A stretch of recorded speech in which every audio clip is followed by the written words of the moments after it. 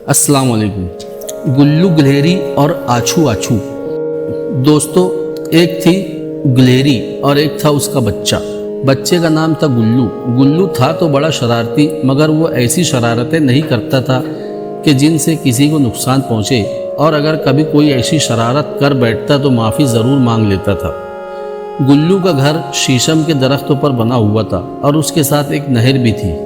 गांव से शहर जाने वाले बहुत से लोग उस दरख्तों के नीचे आकर रुकते, नहर का ठंडा पानी पीते और आगे चले जाते। गुल्लू उन सब लोगों को देखा करता, और अगर कोई मुसाफिर उस दरख्तों की छांव में लेटकर सो जाता तो गुल्लू उसके सामान की तलाशी ले लेता और खाने की चीज़ें निकाल कर चुपके से खा जाता। अगर पूरी चीज़ें ना खा सकता तो चखता ज़रूर था। वो अक्सर सोचता कि ये इंसान इतनी अच्छी अच्छी और मज़े की चीज़ें कहाँ से ले आते हैं। मुझे तो जंगल में एक भी दरख्त तो ऐसा नहीं मिला जिस पर गुलाब जामुन, रसगुल्ले या चॉकलेट लटक रही हो।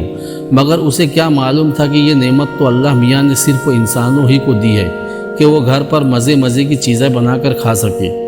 नहर के पुल से गुजरने वाले चंद लोग तो ऐसे थे कि गुल्लू हर रोज़ उनको देखा करता। उनमें एक अम्मा मालन थी जो बाग से फूल चुनकर शहर बेचने जाती थी। फूलों की भीनी भीनी खुशबू गुल्लू को बहुत पसंद थी। दूसरा बाबा दारा था जो शहर सब्जी बेचने जाता था और वापसी पर शीशम के दरख्तों के नीचे बैठकर चंद मिनट आराम करता था। तीसरा अख्तर गवाला था जो दूध लेकर शहर जाता था। कभी कभी गुल्लू और उसके साथी शर्तें लगाकर अख्तर की साइकिल के आगे से गुजरने का मुकाबला किया करते थे। एक रोज़ गुल्लू अपने दोस्तों के साथ दरख्तों पर पकड़म पकड़ाई खेल रहा था कि उसकी नज़र शहर से आने वाले रास्ते पर पड़ी। एक आदमी साइकिल के पीछे एक बड़ा सा डब्बा रखे आ रहा था। गुल्लू और उसके साथी खेल छोड़कर उस आदमी को देखने लगे, क्योंकि उन्होंने उस आदमी को पहले कभी इस रास्ते पर नहीं देखा था। वो आदमी आहिस्ता आहिस्ता साइकिल चलाता हुआ शहर से आ रहा था। ये कौन हो सकता है? गुल्लू ने सोचते हुए कहा। मुझे पता है ये कौन है, गुल्लू का दोस्त तो बोला। बताओ फिर, गुल्लू ने कहा। ये फेरी वाला है और शहर से चीज़ें बेचने गांव आता है, दोस्तों ने बताया। मगर तुम्हें कैसे मालूम है? गुल्लू ने पूछा। दोस्तों ने कहा, मुझे पता है क्योंकि इसकी साइकिल पर जो बड़ा सा डब्बा रखा हुआ है उसमें तरह तरह की चीज़ें होती है। कल उसके डिब्बे से एक मूंगफली गिरी थी जो मैंने चखी थी, बड़े मज़ेदार थी। अच्छा, उसके डब्बे में खाने की चीज़ें होती है, आज फिर तलाशी लेंगे उसकी, गुल्लू ने खुश होकर कहा। सख्त गर्मी का मौसम था। नहर पर पहुंचकर उस आदमी ने अपनी साइकिल शीशम के दरख्तों के साथ खड़ी कर दी और खुद नहर पर पानी पीने चला गया। गुल्लू तो पहले ही मौके की तलाश में था। वो फौरन एक शाख से दूसरी शाख पर होता हुआ नीचे कूद पड़ा। उसके दोस्त तो ज़रा डरपोक थे, वो ऊपर ही बैठे रहे। अचानक गुल्लू का पाँव फिसला और वह धड़ाम से नीचे गिरा, मगर ज़मीन पर गिरने की बजाय वो साइकिल वाले डिब्बे में जा पड़ा। वो तो खुश था कि मुफ्त में मूंगफलियाँ, अखरोट और दूसरी चीज़ें खाने को मिलेगी। मगर ये क्या, दुकानदार तो आज शहर से सिर्फ सुर्ख मिर्चा लेकर आया था। आछू! गुल्लू ने एक जोर की छींक ली और डिब्बे से बाहर जा पड़ा। आछी आछी, और फिर तो गुल्लू छींकता ही चला गया।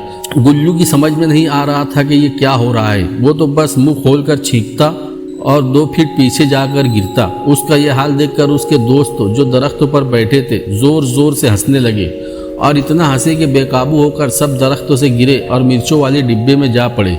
गुल्लू की तरह अब तो सड़क पर हर तरफ अच्छी अच्छी हो रही थी। 7 गिलहरियाँ सड़क पर चीखती फिर रही थी। फेरी वाला जब पानी पीकर वापस आया तो इतनी सारी गिलहरियों को चीखते देखकर हंसने लगा।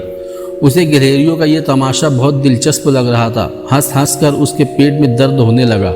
हंसते हंसते अचानक दुकानदार का पाँव फिसला और वो भी मिर्चों वाले डिब्बे से जा टकराया। उसकी नाक में भी मिर्चें घुस गई। अब फेरी वाला भी गिलहरियों के साथ छींके मार रहा था। रास्ते पर बहुत से लोग रुककर उनका तमाशा देख रहे थे। छींकों की आवाज़ें सुनकर जंगल के और भी बहुत से जानवर दरख्तों से सर निकाल निकाल कर उनका तमाशा देख रहे थे और हंस रहे थे। यूं लग रहा था जैसे सड़कों पर छींकों का मुकाबला हो रहा है। दोस्तों, कहानी अगर आपको अच्छी लगे तो कहानी को लाइक ज़रूर करें और मेरे चैनल को सब्सक्राइब करें और कहानी को अपने दोस्तों तक आगे शेयर भी करें।